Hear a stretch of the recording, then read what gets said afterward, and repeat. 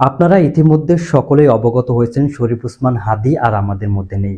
গতকাল রাত ৯টা ৩০ মিনিটের কিছু সময় পর শরীফ ওসমান হাদী সিঙ্গাপুরের চিকিৎসাধীন অবস্থায় মারা গেছেন। ইন্না ইলাহি ওয়া ইন্না ইলাহি রাজিউন। শরীফ ওসমান হাদী ছিলেন অত্যন্ত সৎ এবং মেধাবী একজন মানুষ, কিন্তু বাংলাদেশের এই রাজনীতিতে এসে তিনি জীবন দিয়েছেন বলে অনেকে মন্তব্য করছেন। কথায় যুক্তি রয়েছে। বাংলাদেশের রাজনীতিতে তিনি হয়তো না আসলে তার জীবন আরও কিছুদিন থাকতে পারত, কিন্তু বাংলাদেশের রাজনীতিতে শরীফ ওসমান হাদীর মতো সৎ এবং মেধাবী মানুষ যদি না আসে, তাহলে দেশ এবং জনগণের কথা কে ভাববে?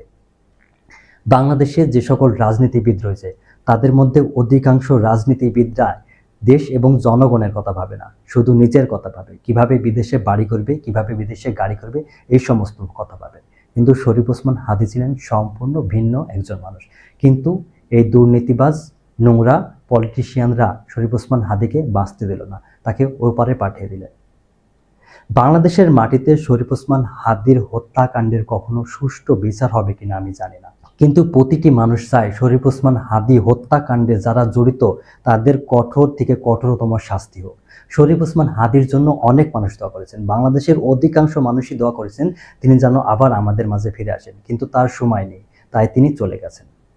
তার জন্য দোয়া করা ছাড়া আমাদের আর কিছুই করার নেই। আমরা সকলেই দোয়া করি শরীফ ওসমান হাদী যেন জান্নাতবাসী হয় এবং আল্লাহ যেন তাকে একজন শহীদের মর্যাদা দান করেন। সবাই বলি আমিন।